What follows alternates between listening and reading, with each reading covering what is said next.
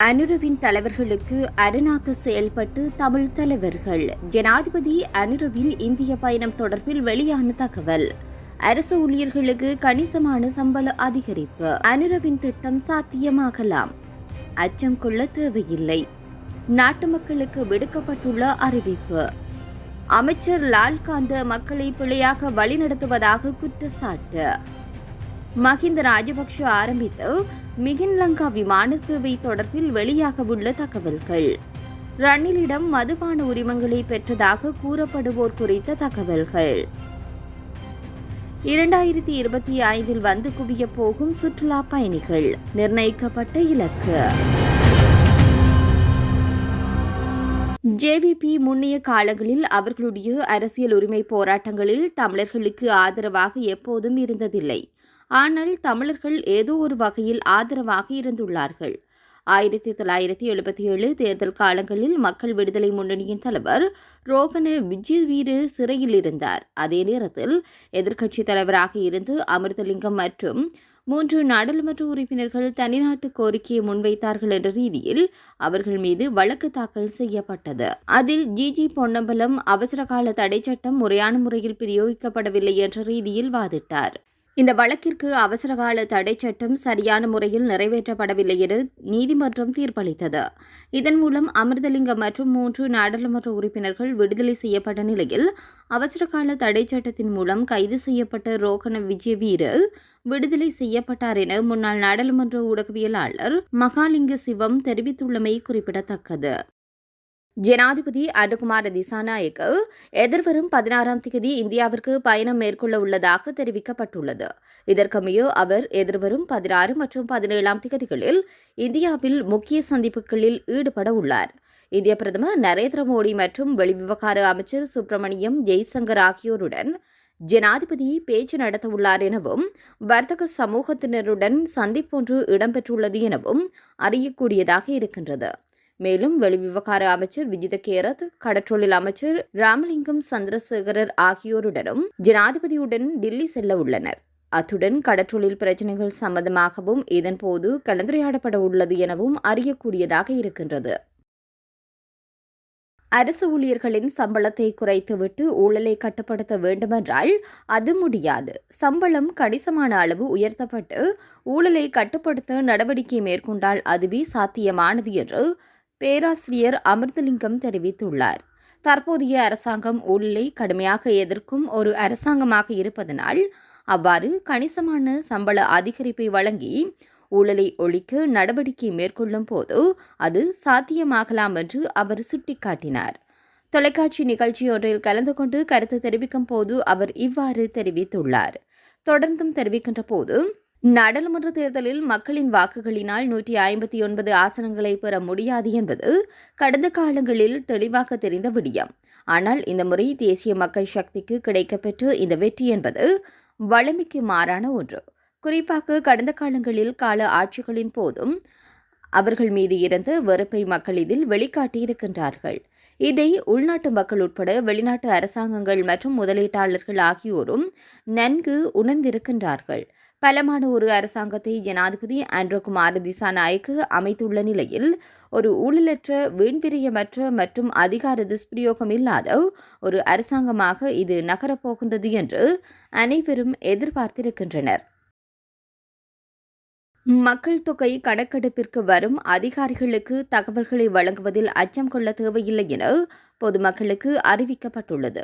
கணக்கெடுப்பு மற்றும் புள்ளிவிவர திணைக்களத்தின் பணிப்பாளர் நாயகம் அனோஜா செனவிரத்ன இதனை தெரிவித்துள்ளார். நாட்டில் மக்கள் தொகை கணக்கெடுப்பு பணிகள் தற்போது ஆரம்பிக்கப்பட்டுள்ளன. இந்த நிலையில் கணக்கெடுப்பு பணிகளுக்காக வீடுகளுக்கு வரும் கணக்கெடுப்பாளர்களுக்கு தேவையான தகவல்களை வழங்குவதில் பொதுமக்கள் அச்சம் கொள்ள தேவையில்லை. மேலும் சில வீடுகளில் தகவல்கள் வழங்கப்படுவதில்லை என்ற செய்திகள் வெளியாகியுள்ளதாகவும் அவர் கூறியுள்ளார். அரசு என்ற முறையில் பயிர்களை சேதப்படுத்தும் விலங்குகளை கட்டுப்படுத்த உரிய நடவடிக்கை எடுக்காமல் மக்களின் கைகளில் விடுவதை ஏற்க முடியாது என சுற்றுச்சூழல் நீதி மையத்தின் சட்ட ஆலோசகர் ரவீந்திரநாத் தாபரே தெரிவித்திருக்கின்றார். விவசாய அமைச்சர் கேடியின் கருத்துக்கு பதிலளிக்கும் போது அவர் இதனை கூறியுள்ளார். 2024 டிசம்பர் 5ஆம் தேதி நாடாளுமன்றத்தில் உரையாற்றிய லால்காந்த விவசாயிகளில் தம்முடைய பயிர்களை சேதப்படுத்தும் விலங்குகளை எவ்வாறு கையாள்வது என்பதை தீர்மானிப்பதில் சட்ட ரீதியான தடைகள் எதுவுமில்லை என வலியுறுத்தியிருந்தார்.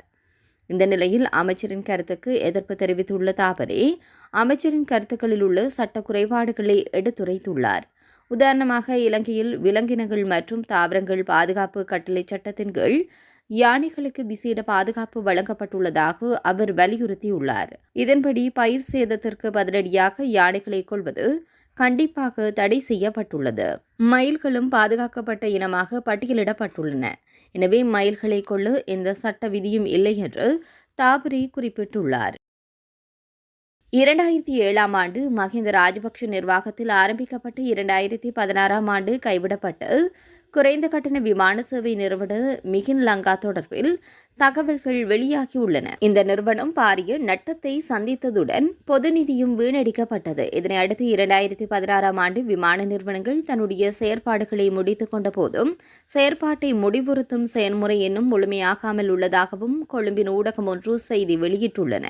அதே சமயம் 2 அரச வங்கிகள் குறித்த நிறுவனத்திற்கு வழங்கிய பில்லியன் கணக்கான ரூபாய் கடன்களை மீட்பதற்கு எந்த நடவடிக்கையும் எடுக்கப்படவில்லை. 2024 அக்டோபர் வரவு செலவு திட்ட அறிக்கையின்படி மிகின் லங்கா இலங்கை வங்கி மற்றும் மக்கள் வங்கிக்கு தலா 3.17 பில்லியன் ரூபாய்களை செலுத்த வேண்டும். பகுதி வட்டி செலுத்தப்பட்டாலும் அசல் தொகை இன்னும் செலுத்தப்படாமல் உள்ளது. ரூபாய் கடன்களுக்கு மேலதிகமாக மிகின் லங்கா நிறுவனம் அமெரிக்க டாலரின் கடனை பெற்றிருந்தமையினால் அது கடனை மேலும் அதிகரித்துள்ளதாக தெரிவிக்கப்படுகின்றது. இந்த ஆண்டின் முதல் 10 மாதங்களில் வழங்கப்பட்ட மதுபான உரிமங்களின் விவரங்களை அரசாங்கம் அண்மையில் வெளிப்படுத்தியிருந்தது. கடந்த ரணில் விக்ரமசிங்க அரசாங்கம் எதிர்க்கட்சி உறுப்பினர்களை தன்வசப்படுத்துவதற்காக இத்தகைய உரிமங்களை அரசியல் லஞ்சமாக பயன்படுத்தியதாக குற்றச்சாட்டுகள் எழுந்துள்ள நிலையிலேயே இந்த விவரங்கள் நாடாளுமன்றத்தில் சமர்ப்பிக்கப்பட்டன. இதன்படி ஜனவரி 1ஆம் தேதி முதல் அக்டோபர் மாதம் 14ஆம் தேதி வரை வழங்கப்பட்டுள்ள 361 மதுபான உரிமங்களில் 172 மதுபான உரிமங்கள் சில்லறை விற்பனை நிலையங்களுக்கு வழங்கப்பட்டுள்ளன. இந்த நிலையில் குறித்த பட்டியலில் சில பெயர்கள் உடனடியாக தெரியவந்துள்ளதாக ஆங்கில ஊடகம் ஒன்று செய்தி வெளியிட்டுள்ளன. உதாரணமாக, புத்தளம் மாவட்டத்திற்கு வழங்கப்பட்ட 6 மதுபான அனுமதி பத்திரங்களில் ஒன்று ஐக்கிய தேசிய கட்சியின் முன்னாள் பொதுச் செயலாளர் பாலித ரங்கே பண்டாரவின் மகன் ஜசோதர் ரங்கே பண்டாரவிற்கு வழங்கப்பட்டுள்ளதாக அந்த ஊடகம் தெரிவித்துள்ளது. எவ்வாறாயினும் இந்த மதுபான உரிமங்களை வழங்க பரிந்துரைத்தவர்களுடைய பெயர்கள் அட்டவணைப்படுத்தப்பட பட்டியலில் சேர்க்கப்படவில்லை. நாடாளுமன்ற உறுப்பினர்கள் தங்கள் உறவினர்கள் மற்றும் நண்பர்களுக்கு மதுபான உரிமம் வழங்க பரிந்துரை செய்து மதுவரி திணைக்களத்திற்கு கடிதம் கொடுப்பது வழக்கமான விடயமாகும். எனினும் உறவினர்கள் மற்றும் நண்பர்களின் பெயர்களை முன்வைத்து நாடாளுமன்ற உறுப்பினர்களே இந்த உரிமங்களை பெற்றுள்ளதாக குற்றச்சாட்டுகள் சுமத்தப்பட்டுள்ளன.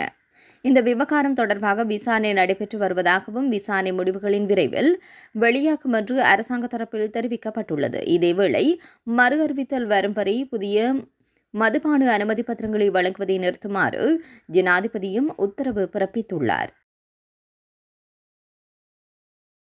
சுற்றுலாத்துறையை மேம்படுத்தும் வகையில் அடுத்த வருடத்தில் பல வேலை திட்டங்களை நடைமுறைப்படுத்த திட்டமிட்டுள்ளதாக சுற்றுலா அபிவிருத்தி அதிகார சபை தெரிவித்துள்ளது.